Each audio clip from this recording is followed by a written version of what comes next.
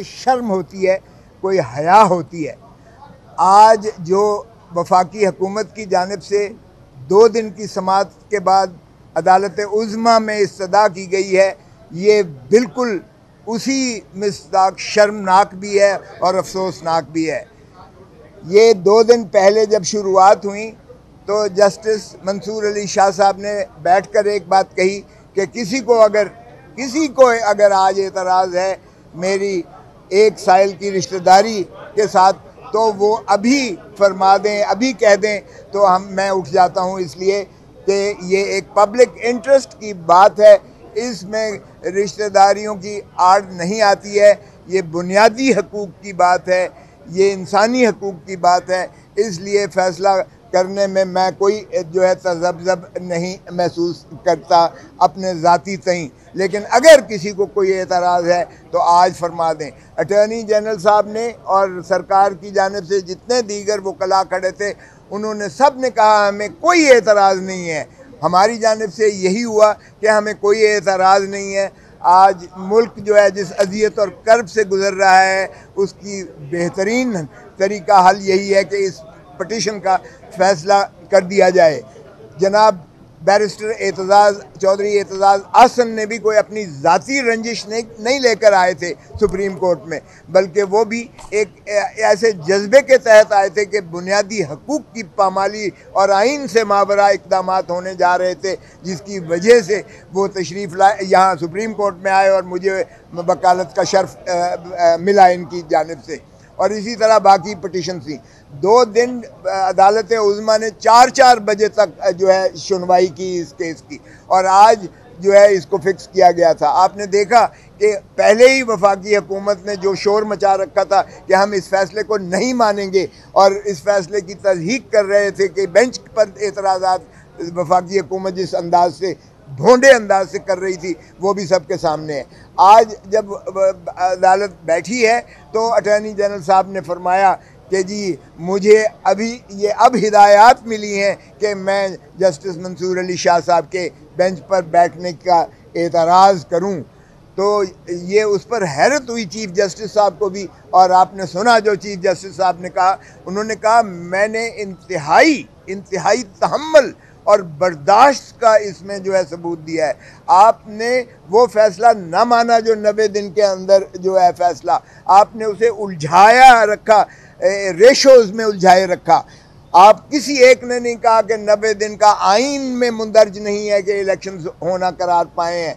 आपने सरीहन तौहीन अदालत की उज़्मा की, और फिर भी हमने जो है बहुत तहम्मुल और बर्दाश्त से रेस्ट्रेंट का जो है मुज़ाहिरा किया।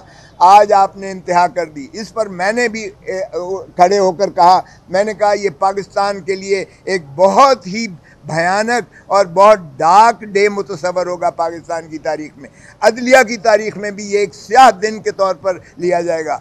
वफाक पाकिस्तान की भी जो है इसको तबाही के दहाने पर ले जाने की ये काविश है जो हुकूमत कर रही है। वज़ीर आज़म की जानिब से ऐसा एतराज़ आए हमें, और दूसरी जानिब से भी उन्होंने कहा कि हमें जहाँ तक मंसूर अली शाह साहब की ज़ात का ताल्लुक़ है, उन पर, उनकी इंटेग्रिटी पर, उनकी अहलियत पर, उनके जज्बे पर किसी को कोई शुबा और वो नहीं है। ये वफाक की जानिब से भी कहा गया। अटॉर्नी जनरल ने भी कहा। मुझे समझ नहीं आती है कि फिर वज़ीर आज़म ने क्यों कर ये मुतसव्वर किया कि कॉन्फ्लिक्ट ऑफ इंटरेस्ट इसमें मुतसव्वर किया जाएगा, सिवाय इसके कि इसको ताख़ीरी हरबा के तौर पर, और ये देखते हुए 2 और इस बेंच पर हमें कोई एतराज़ नहीं है। इसके कहने के बाद ये उससे वापस नहीं जा सकते हैं। उस बात को जो इन्होंने की थी उसका ये यू टर्न नहीं मार सकते हैं। और 2 दिन की समाअत के बाद आज इनको यकदम इल्हाम हुआ है कि मंसूर अली शाह साहब को जो है एतराज़ किया जाए, तो ये वाज़े इस चीज़ की गम्माज़ी करता है कि ये इन्होंने इस अमल को नाकाबिल दिफा समझते हुए अपने ख़िलाफ़ फ़ैसला आने की जो है बिल्कुल एक नबिश्ता दीवार समझते हुए इन्होंने ये ऑब्स्ट्रक्टिव डिवाइस अडॉप्ट की है, जिसकी मैं समझता हूँ वज़ीर आज़म की शदीद मज़म्मत करते हैं, और वकला ला महला इसको जो है वो बर्दाश्त नहीं करेंगे कि इस तरह के एतराज़ात सुप्रीम कोर्ट में वफाक की जानिब से किए जाएँ। और अवाम पाकिस्तान की कर्ब और अजियत में इस तरह इजाफा किया जाए।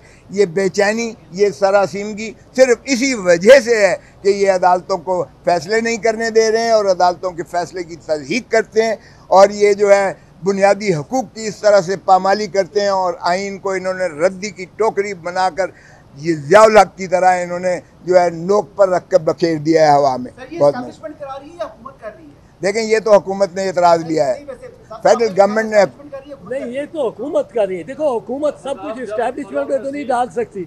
ये तो बड़े लंगड़े बहाने हैं कि जी इस्टेब्लिशमेंट कर रही है अमरीका। भाई आप ना, आप इस्तीफा दो प्राइम मिनिस्टरशिप से, आप इस्तीफा दो। वक्फे वक्फे से पहले बेंच से अलग होते रहे जजेस, उसके बाद वक्फे वक्फे से नोट्स आते रहे जजेस के। ये सेट पैटर्न को आप कैसे देखते हैं? लगता है जैसे ये मुनज़्ज़म तरीके से होता है। देखें, ये चीफ जस्टिस ने आज ये बिल्कुल यही बातें की हैं। उन्होंने कहा कि आप ही का यही वतीरा चला आ रहा है जिसमें आप रेशोज़ में उलझा रहे हैं। आइन बड़ा वाज़ेह है इन चीज़ों पर, चाहे वो 90 दिन के इलेक्शन से उस पर भी वाज़ेह है, हमारा फ़ैसला उन्होंने कहा इस पर भी वाज़ेह है। आप रेशोज़ पर करते हो, अब भी आप वही चीज़ जो है करके उलझा कर जो है आप साइड इश्यूज़ में ट्रैक करके आप कन्फ्यूजन क्या जो है तरफ लेके जा रहे हैं, और ये जो है हमारे बर्दाश्त जो है हमारी उस पर आप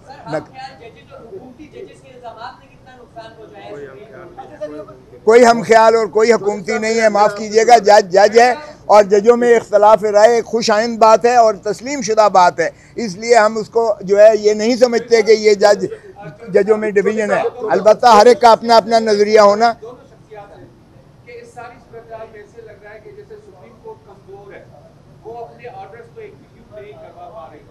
आप दोनों सीनियर हैं, आपने बहुत तरीके से सियासत देखी, अदालत के अंदर क्या कुछ कारनामे में आप क्या कहना चाहेंगे चीफ जस्टिस साहब को? क्या अब उनके पास ये नहीं वक्त नहीं है? इसका जवाब चीफ जस्टिस साहब ने खुद दिया है। उन्होंने कहा कि जजेस के पास एक मॉरल अथॉरिटी होती है, हमारे पास डंडा नहीं होता है, डंडा और छड़ी औरों के पास मौजूद है। इसलिए हमारी मॉरल अथॉरिटी जो है होती है, जिसे अवाम भी तस्लीम करती है, दुनिया भी तस्लीम करती है, आइन के अंदर होती है। उस मॉरल अथॉरिटी को आपने रेशोज़ में कंफ्यूज करके उलझा के जो है ख़राब किया है। हम आइन पर अमलदारी करते हैं, हम किसी के जवाब देने हैं, इसका जवाब खुद चीफ जस्टिस साहब ने दे दिया है। इसलिए हुकूमत को होश के नाखुन लेना चाहिए कि खुदारा इसे सरजमीन बेआइन ना बनाइएगा। मैं एक ज़रा इजाफा इनके कर, सुप्रीम कोर्ट क्या कर सकती है जो सुप्रीम कोर्ट को करना चाहिए? सुप्रीम कोर्ट एक चीज़ नहीं कर सकती जो उसको नहीं करना चाहिए, वो ये कि वो फिर एक डेट दे दे और क्या इस डेट पे इलेक्शन होगा। ये मानने को तैयार नहीं होंगे, ना चीफ इलेक्शन कमिश्नर, ना फाइनेंस मिनिस्टर, ना डिफेंस मिनिस्टर, ना इंटीरियर मिनिस्टर। ये कोई रिसोर्स वसाइल नहीं देंगे इसकी खातिर। ये कहेंगे वो होंगे इलेक्शन तो 8 अक्टूबर को होंगे, तो आप 8 अक्टूबर को भी नहीं कराएंगे। सुप्रीम कोर्ट को चाहिए ये अगर अमली इकदाम नहीं लेते इलेक्शन की तरफ, और ये इस तरह की बोतान अंग्रेजी करते हैं, और इसने उन्होंने बहुत सारी की है। पहले वो जो जलसा किया इन्होंने सुप्रीम कोर्ट के गेट के बाहर, और मरियम बीबी ने भी और मौलाना फजल रहमान ने भी हरदा सराई की। इनको चाहिए, सुप्रीम कोर्ट को चाहिए सेल्फ एग्जीक्यूटरी ऑर्डर्स पास कर। एक ये कह दें ये इन्होंने तौहीन अदालत की है, इनकी जो जवाब है और इनके जो पिटीशंस हैं और इनके जो जलसों में तकरीरें हैं वो बताते खुद तौहीन अदालत है। उसका नोटिस दें। अगर ये पेश नहीं होते कि हम इस बेंच को रिकग्नाइज नहीं करते, तौहीन अदालत में कन्विक्शन का फैसला दे दें। दूसरा फैसला दें कि ये तौहीन अदालत कर दें कि बायस ये डिस्क्वालीफाई हो गया।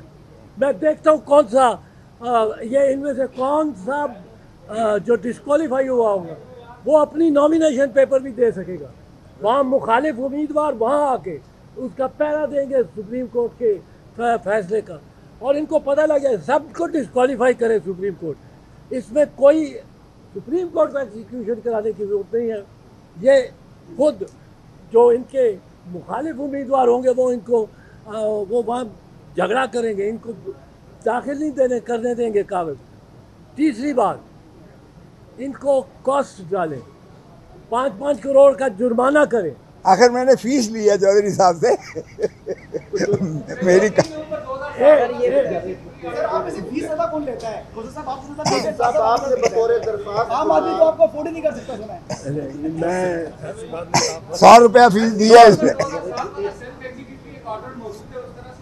नहीं, सेल्फ एग्जीक्यूटिव ऑर्डर करना चाहिए और उसमें बाद में आगे करेंगे, अब बाकी का बाद में आगे छोटा करेंगे। सवाल है, आपने बतौर दरख्वास्त गुजार चीफ जस्टिस से मुलाकात की, उसके बाद ये केस फिक्स हुआ, लेकिन इसी सुप्रीम कोर्ट में एग्जाम्पल है कि एक दरख्वास्त गुजार ने जज को अप्रोच करने की कोशिश की और 1 लाख रुपया उस पर जुर्माना हो गया, तो आप इस चीज़ों को कैसे देखते हैं? जब